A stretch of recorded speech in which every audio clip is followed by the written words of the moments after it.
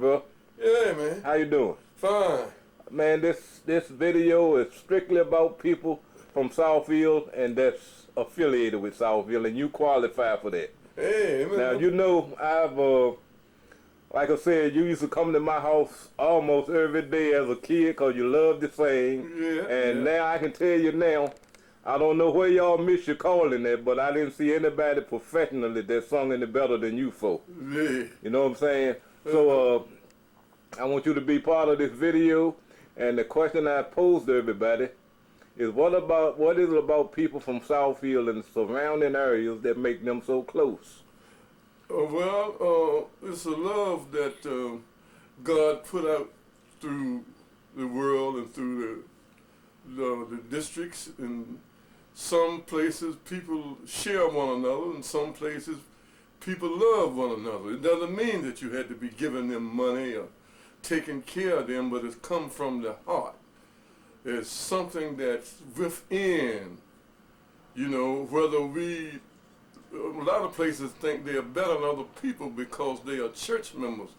But a church member is just a servant as anybody else, as well as the pastor or the preacher.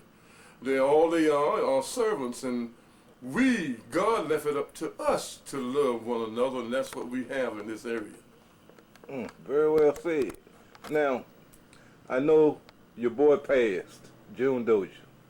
I know y'all were tight. Yeah.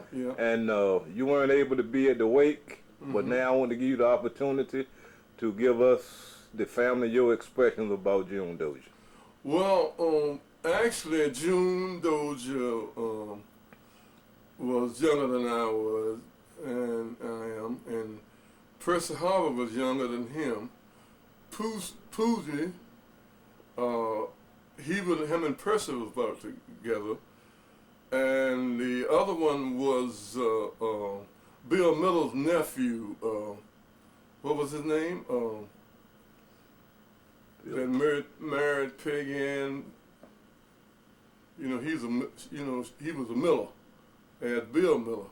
Well, all of us met at a shop that Theophilus Valentine had out on the car line.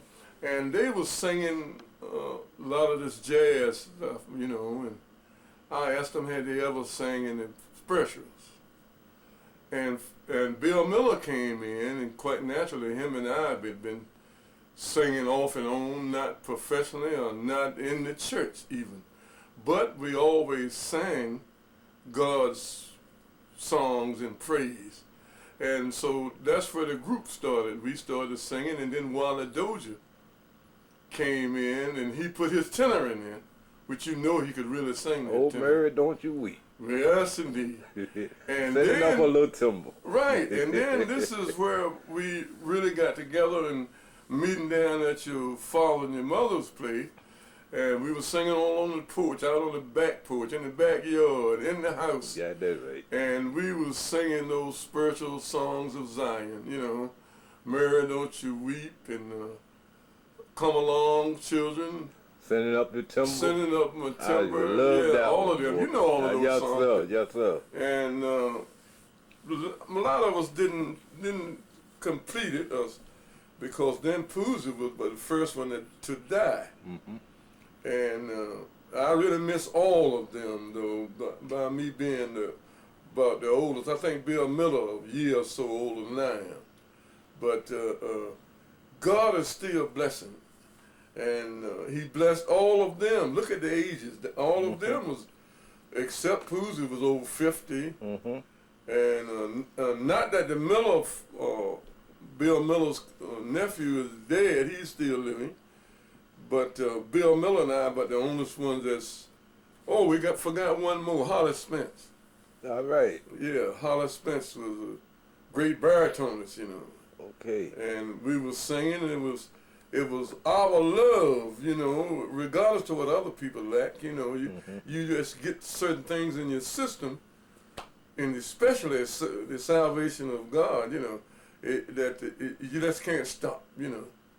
Whether we become church members or whether we go to church or whether we professionals, a lot of groups out here like we had were more into salvation than these professional groups, because professional groups are doing it directly for money, from state to state, city to city, and where we were singing it from true love of Christianity. My man. Would you, I made the statement at the wake that I think Wally Dozier wanted to be remembered as a singer. Would you agree? With us as a singer? Yes, as a guy that could sing Well, that and love singing. well, he didn't have to do it. God showed that because everything he did, regardless to what it was, good or bad, he was still singing the songs of Zion. That's right. Something to help somebody. That's right. And it reminds me of these guys that the same thing as Martin Luther King said. You know, says it's best for a man to die at the age of 38 and help somebody than to live to be 80 and die empty shell. And I think his singing enthused people. If it didn't enthuse them no more than to hear him singing coming up the street. That's right. See? That's right. Hear him singing with that beautiful voice. Now, he wasn't just singing. See, you know, humming and things of that sort. He was singing. And he loved it. Yeah, he loved it. See? And whatever happened to him is nobody's business but him and God. That's right. Spock, if you could pretty much predict that next week will be your week to go, how would you like to be remembered?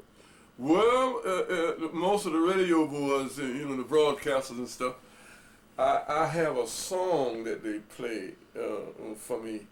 And a lot of times I call them, but a lot of times I don't even have to call them, because my favorite song as of today is by the Williams Brothers.